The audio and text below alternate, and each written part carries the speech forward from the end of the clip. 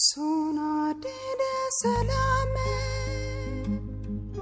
logging de salame, retreat de salame, logging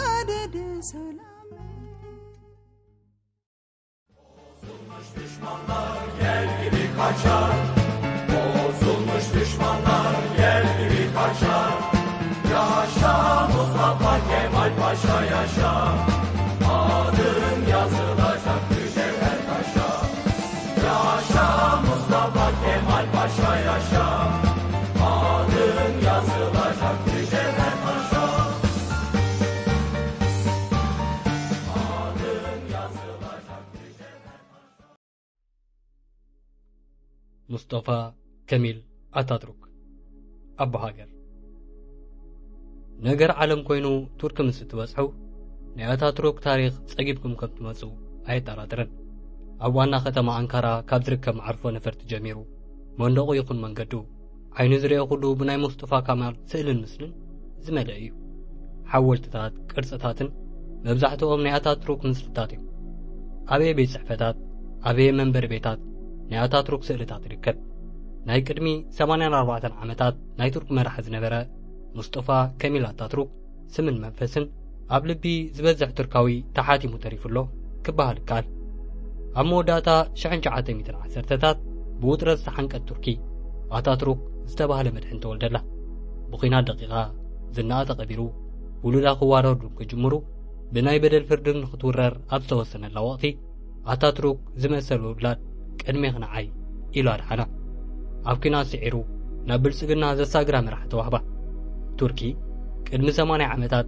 نبعلي زيبل نهزب نمقلقال ساعتك تفاتي استخبره مرح نبره تركاوان سبو بصبا العلو ما يسقبون أبونا يبلوه مرحلينا يبلوه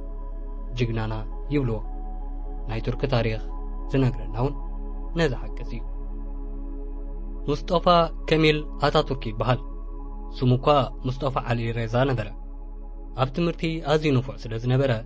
ناي كوزرو ممهرو كمال كبولو ترجمو تخكلانيا كمالتي بريزيدنت دحرو مخانو دما حزبو أتاتورك بولو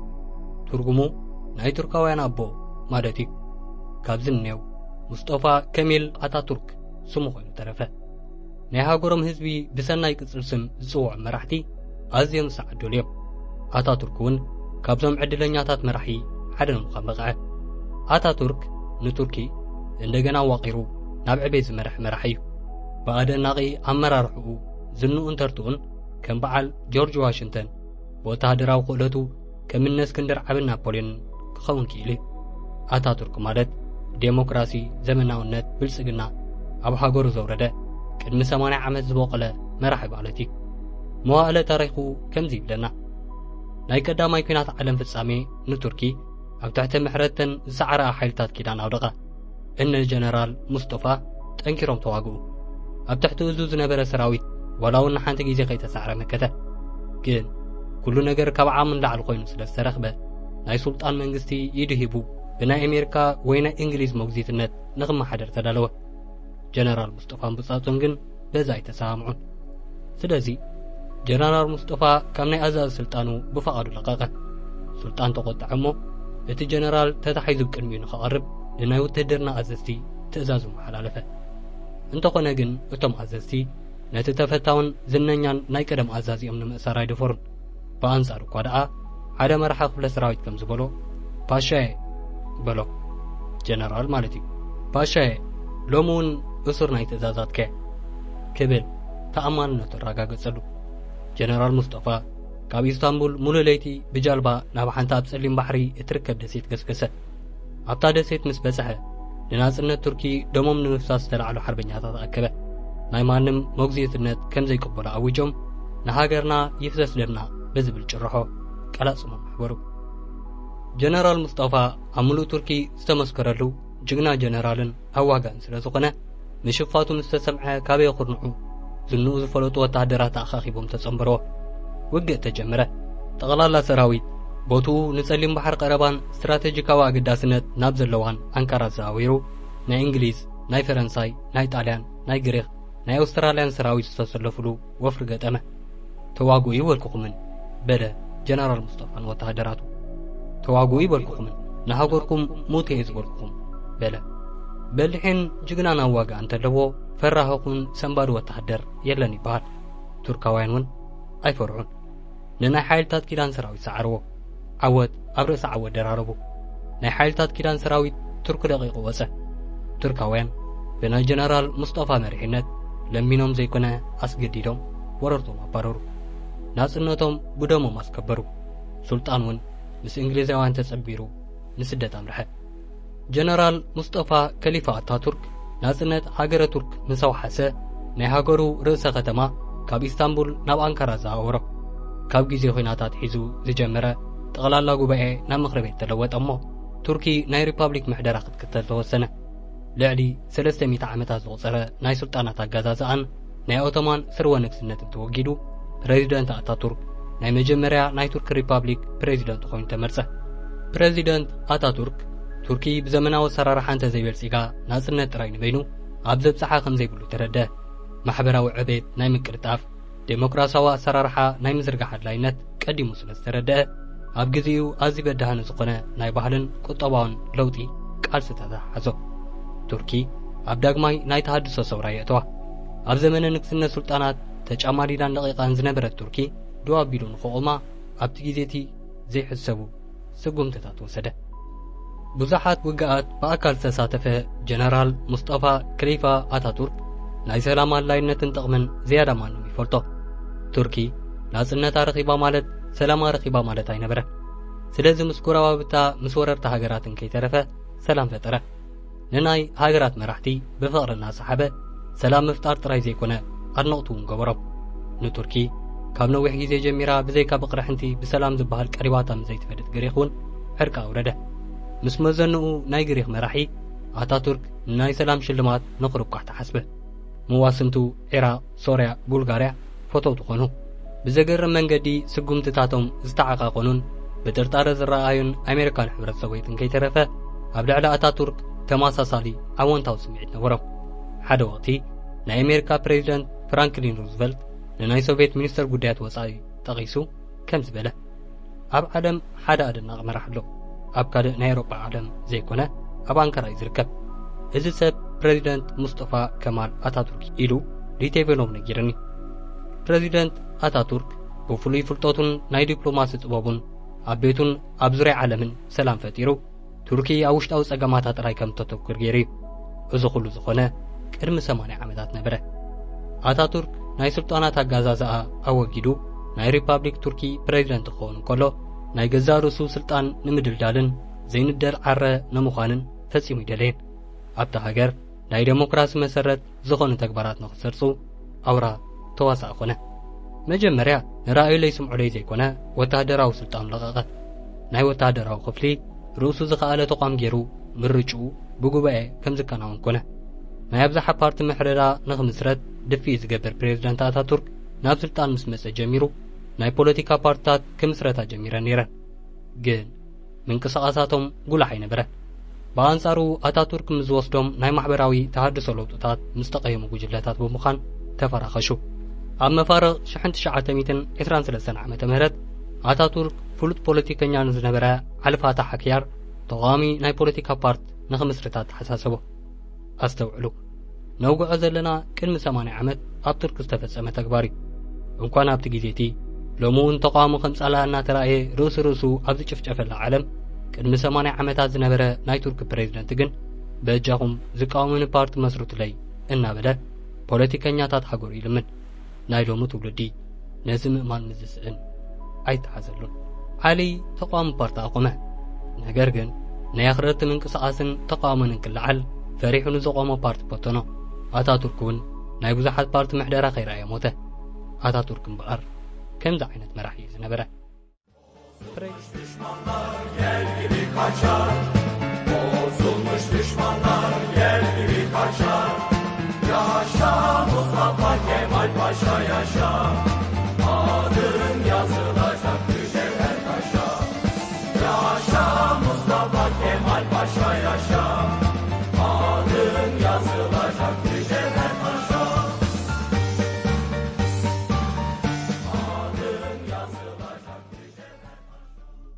ፕሬዚደንት ሙስጠፋ ከሊፋ አታቱርክ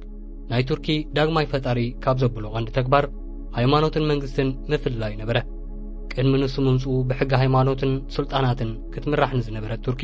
ብኢኮኖምን ብፖለቲካን ተሃሚሻ ከም ዝነበረት ዝተረድኦ አታቱርክ ሃይማኖት ናይ ግሊ ሃገር ግን ናይ ሓባር የበለ። ኣብ ቱርኪ ዝኾነ ይኹን ኣማኒ ዝደለዮ እምነት ክስዕብ መሰል ኮይኑ ኣብ መንግስታዊ ስራሓት ግን ሃይማኖት ኢዱ ከየእቱ ብሕጊ ተኣገደ።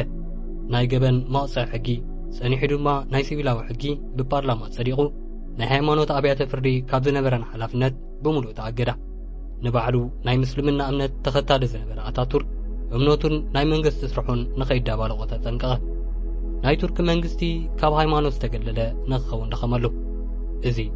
ቅድሚ 97 ዓመታት አታቱርክ ዝፈጸሞ ተግባር እዩ። ኣብቲ ግዜቲ መብዛሕትኦም ናይ ዓለም መንግስታት ምሕደሮኦም ብሃይማኖታዊ መሰረት ኣብ ዝገበሩሉ ግዜ አታቱርክ መንግስትን ሃይማኖትን ነጺልና ንቱርክ ንዕብያ በለ። በዛ ኣቋም ኣብ ትምህርቲ ኣብ ፖለቲካን ኢኮኖሚን ዝነበረ ዋንነት ኩሉ ለዋወጦ።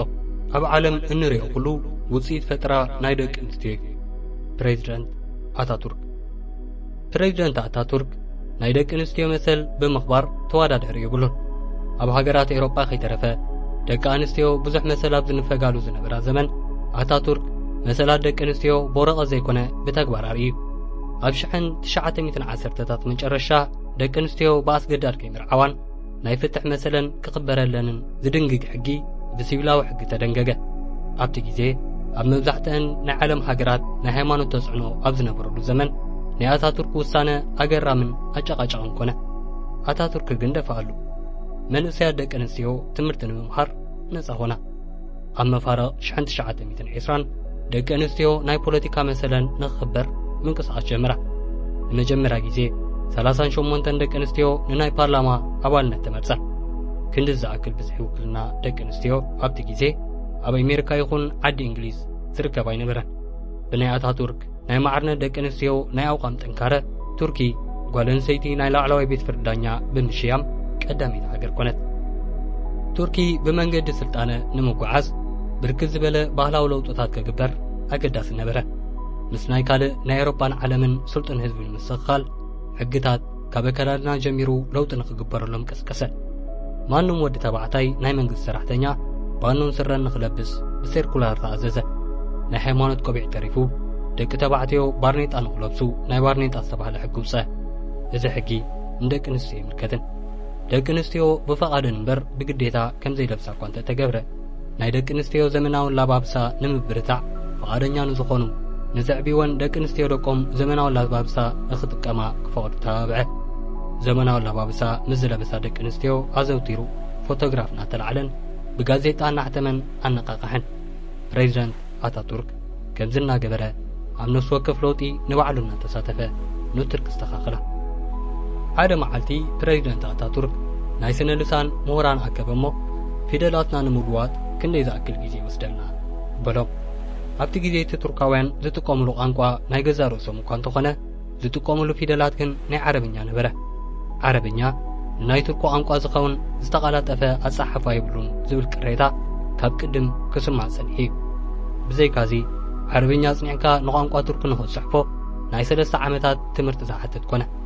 አታቱርክ ድምቁርና ንምምሓው ግዜ ነበሮን። ሕቶ ዝተሰንዘሮም ምሁራን ካብ 3 ክሳብ 5 ዓመት ክወስደልና ይበሉ። ኣይከውንን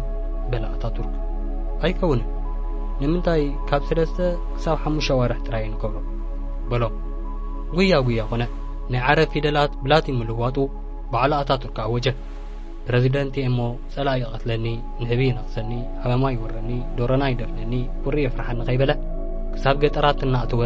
ፊደል ናይ ምስምሃር መስርሕ ብኣካል ብቐረባ ተኸታተለ። ብኣደናቒ ፍጥነት 90 ሚታዊ ዝነበረ ናይ መሃይማን ቁጥሪ ኣብ ውሽጢ 2 ዓመታት ናብ 30 ከሚትን ቆልቆለ። ብላቲን ፊደል ናይ መጀመርያ ናይ ቱርክ ጋዜጣ ሓትመ። ቁርኣን እውን ንመጀመርያ ግዜ ካብ ቋንቋ ዓረብ ናብ ናይ ቱርክ ላቲን ተተርጊሙ ንኻተም ዝገበረ ፕሬዚደንት አታቱርክ እዩ። ልኡላዊ ናጽነት ብፊናንሳዊ ናጽነት እንተዘይተደጊፉ ዋጋ የብሉን። ፕሬዚደንት ሙስጠፋ ከማል አታቱርክ ብዘይ ኢኮኖሚያዊ ዕቤት ዝተጀመረ ለውጢ ኣብ ዝበፅሖ ከም ዘይብሉ ተገንዚቡ። ኣብቲ ግዜ ናይ ነዳዲ ምህርቲ ዘይብላ ቱርኪ ፋብሪካታት ከተስፋሕፍሕ ከም ዘለዋ ዝተኣምነሉ ወቕቲ ነበረ። مريت بوحدان تتقليلو تتحيز النبرة نحفاشا كفافلو كم تنباقو نزا مسلو وزفان حرشاوين نتفتها دما كابناي وصا إنفسترات تلاقيهم منقصة خمسة حزومن زمارحو من تقبره بناي منقصة تلقوما نايتا هاقر سو حابتي كاب حرشا ناب إنداستري كم زقعز تقبره أبو حد عمتات عسر تغاميتي زخون عبيت تمسكبه اتعبيت كسلة أتا تركون تقهاتو يقارسن ناي هزبي أقباب منبرو أوشت عسر تحمش عمتات تلوته ناي عالم حيالان زبغلا هاقرات كي ترفا نترك أخبرها إيكونومها زمسو لوتي نوتهدرا وعاما أقول بتمو سلاتا كبو جمرو مصطفى كمال سوشاليست أيكونه نجرجن نفع ودابي بلح لعل جنزابي زلوا نمر دعامو كبز بلا مخانو بقل سيره فلاديمير إليتش لينين ناي روسيا مرح ثورة أتاتورك زيومن كالوت ባህላዊ ለውጥታትን እንክቡትን ኩሉ ጎልጎል ኮይኑሉ ይነበረ ብፍላይ ድማ ናይ ሃይማኖት ዓሸራ ዘለዎ ለውጢ ዝቕስቅሶ ተቃውሞ ኣይበርድን ኣታቱርክ እውን ብኣኽረርትን ኣጥበቕት ወግዕን ምውኻቡ ይተረፈ ካብ ፈተና ቅትለት ንቁሩብ ድሓነ ፊደል ክልውጥ እውን ተቃዊሞም እዮም ኣላ ብሳይድ ለወጥ ክብል እንከሎ ጸሊዮም እዮም ደቂ ኣንስትዮ ማዕሬና እዮም ብምባሉ ተቆጢዖምሉ እዮም ቁርኣን ብቋንቋ ቱርክ ምልዋጡ ከይተረፈ ውሑዳት ተቃዊሞሞ ሃይማኖትን መንግስትን ብምፍላላዩ ፈኪረውሉ ግን ዝበዝሕ ህዝቡ ከም ሓጹር ኮይኑ ስለ ዝኸበቦ ጸላቱ ክደፍሮ ይካሉ ወታደራዊ ክፍሊ ካብ ፍቓድ ኣታቱርክ ይወፁ ብሕገ መንግስቲ ዝተዋህቦ ሓላፍነት ሒዙ ካብ ምጽናዕ ወጻኢ ናብ ዕልዋ መንግስቲ ከቋምት ናይ ኣታቱርክ ሃገረ መንግስቲ ኣይፈቐደሉን ናይ ኣታቱርክ ሃገራዊ ፍቕሪ ከም ፍቕሪ ኣቦን ኣደን የሕንቃቕ ዝኾነ ስጉምትታቱ ራእይ ዘለዎ መሪሕነቱን ክፉእ ንዝሓስብሉ ኩሉ ኣለሳለሶ ኣብ 15 ዓመታት ናይ ስልጣን ዘመኑ ኣብ ቱርኪ ሃገራዊ ስምዒት ዝሓየለሉ ናይ ዘመናውነት ድሌት ዝደመቐሉ ናይ ብልጽግና ደረጃ ዝለዓለሉ ናይ ክብረት ኣኽሊል ዝተደፍኣሉ ዘመን ኮነሉ ጸላእቱ ከይተረፉ ተመሊሶም ኣታቱርክ ንዘለዓለም ይንበር እናበሉ ኣድነቕቲ ኮኑ ንብረቱ ዝተወሰነሉ ልማዱን ባህሉን ዝተለወጠሉ ከመይ ገይሩ ፈተዎ እንተተባሂሉ ኣታቱርክ ዕላምኡ ልምዓት ሃገር እኳ እንተኾነ ካብ ምስግዳድ ላዕሊ ምርዳእ ይቐድም ንልምዓት ስለ ዝኾነ እንታይ ኣበይ ከይትበጽሕ ኢሉ ቤት ኣይፍርስን መሬት ናይ ህዝቢ ምዃኑ እኳ እንተኣመነ ንቐድም ኣብ ጥቕሚ ዘይወዓለ መሬት ከደላድሉ መርጽ ካብ ዝበዝሑን ክቕንስ ከም ዝኣምነሉን ተሳታፊ ከም ዝኾነን ክገብሮ ይስዕር እምበር ኣየግልሎን ፋብሪካን ሆቴልን ብኣዋጅ ኮነ ብዕዳ ባንክ ንምውራስ ኣይቀዳድምን ንኹሉ ሉጋም ገብረሉ ዕላምኡ ሃገር ንምዕባል እምበር ንዝተወሰነ ጉጅለ ንምጉዳእ ወይ ንምጥቃም ከም ዘይኮነ ህዝቡ ኣሚኑሉ እዩ ናይ ልፍዓቱ ውፅኢት ብፍጥነት ተራእየ ህዝቢ ቱርኪ ካብ ድኽነትን ምቅታልን ድሒኑ ሃገረ ቱርኪ ብሓይልን ብኢኮኖምን ካብ ኣብ ከባቢኣ ዝርከባ ሃገራት ጎልቢታ ተራእየት እዚ ኩሉ ጥቕሚ ዝተረኽበ ብናይ ሙስጠፋ ከማል ኣታቱርክ ብርትዖ ምዃኑ ኩሉ ቱርካዊ ተረድአ ኣታቱርክ ዝተመርዓወ ድንጉ ኢሉ ኣብ 43 ዓመቱ ነበረ ሓዳሩ ካብ 2 ዓመት ንላዕሊ ይጸንሐን በዓልቲ ቤቱ ድሕሪ ምፍትሑ ደጊሙ ተመርዓወን ውሉዳት ተብሉን እንተኾነ ግን 12 ደቂ ኣንስትዮን ሓደ ወድን ይዕብዩ መንባብ ፈቱ ይጽሕፍ እዩ ምግላብ ፈረስ ቼዝ ምሕምባስ የዘውትር ባህላዊ ሳዕስዒት እውን ዝወዳደሩ የብሉን ኣትካኺ እዩ መስተ እውን ኣይገድፍን ኩሉ ግዜ ምርኩዝ ኣይገለን ቁሞቱ ሓለንጋይ ክብደቱ ምጡን መልክዐኛ ዝበሃል እውን ነበረ ሓደ መዓልቲ ኣነ ሬሳ ክኾነ ሪፓብሊክ ቱርክ ግን ንዘለዓለም ክትነብረ ፕሬዚደንት ኣታቱርክ 57 ዓመት ምልኡ ኣብ 15 ዓመት ናይ ስልጣን ዘመኑ ኣብ 10 ሕዳር 1938 ዓመተ ምህረት ዓረፈ ሕማሙ ብሰንኪ መስተ ብዝመስእ ሕማም ኩሊት እዩ ተባሂሉ እዩ ንሕክምና ብዝኸዶ ኣብ ቤተ መንግስቲ ኢስታንቡል ብናይ ሃገሩ ኣቆጻጽራ ሰዓት 35 ዓረፈ ኣዝዩ ተሓዝነሉ ቱርካውያን ኣልቀስሉ መራሕቲ ዓለም ሓዘኖም ገለጽሉ እታ መዓልቲ ናይ ቱርካውያን ናይ ሓዘንን ኩርዓትን መዓልቲ ኮይና ሓለፈ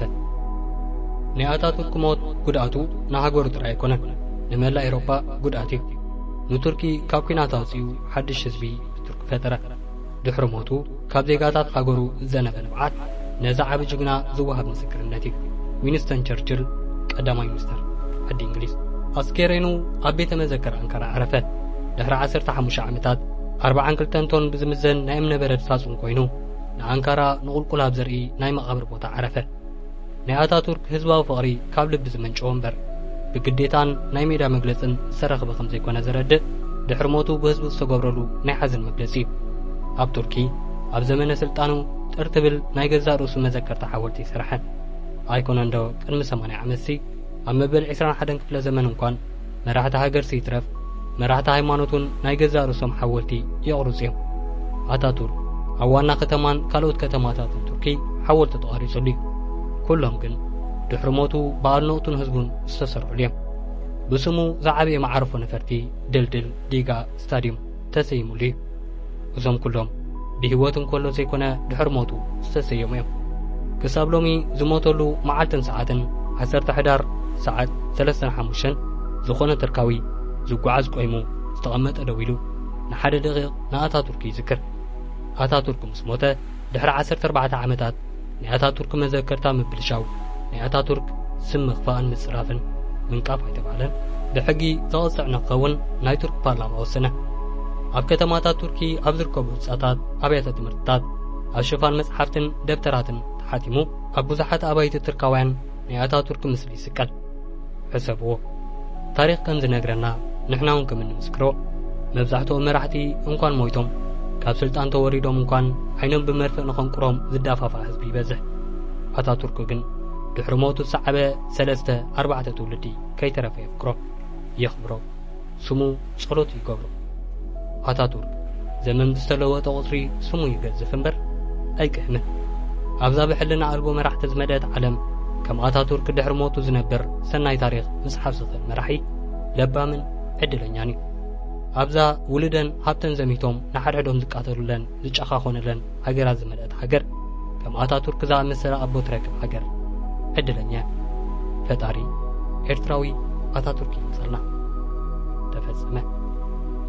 ኣዳላዊ ኣስመሮም ሃይለ። ክቡራት ተኸታተልትና